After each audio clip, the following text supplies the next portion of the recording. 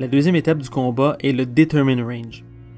Avant de s'attaquer mutuellement, on doit déterminer si les attaques pour ce round se feront à close range ou à long range.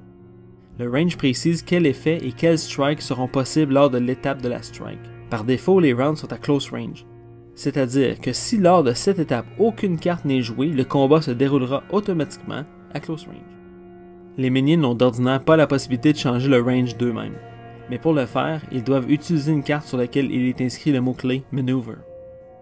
Une maneuver peut provenir d'une carte de combat, mais aussi d'un équipement, d'un pouvoir spécial de minion ou toute autre carte déjà en jeu.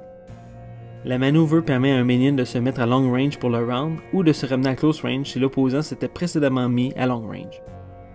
Les deux minions en combat peuvent jouer alternativement des maneuvers jusqu'à ce que l'un ou l'autre décide de ne plus en jouer. Un minion ne peut pas jouer successivement deux maneuvers l'une à la suite de l'autre sans que son opposant en ait joué une entre-temps. Au terme de cette joute, c'est-à-dire lorsque les deux métiers-là auront passé, le range sera déterminé pour toute la durée du round. Pour utiliser la maneuver d'une carte qui détermine aussi la strike, ou d'une arme qui peut être choisie comme strike, on doit se soumettre à aussi utiliser sa strike comme première strike du round.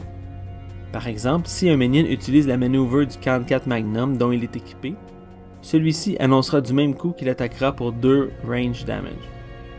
Si une carte annonce une maneuver, cette dernière est obligatoire et doit être jouée lors de ce round. Si une carte annonce une optional maneuver, cette dernière n'est pas obligatoire et peut être utilisée ou pas à n'importe quel moment de l'étape Determine Range. Voyons certaines cartes qui brisent quelque peu les règles précédemment décrites. Jouer à l'étape Before Strike à supérieur, Immortal Grapple imposera le range à close si un autre round a lieu.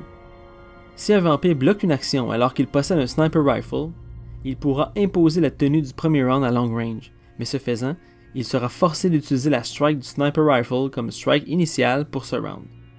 Il est à noter que si le vampire s'est équipé du sniper rifle au cours du combat à l'aide d'un concealed weapon par exemple, il ne pourra pas bénéficier du pouvoir de celui-ci car le vampire n'était pas en sa possession au moment où il a réussi son blocage. Au moment de déclarer son action, un vampire du clan Nosferatu peut locker Storm Sewer pour annoncer d'avance que tous les rounds d'un éventuel combat résultant d'un blocage de cette action se dérouleront automatiquement à close range.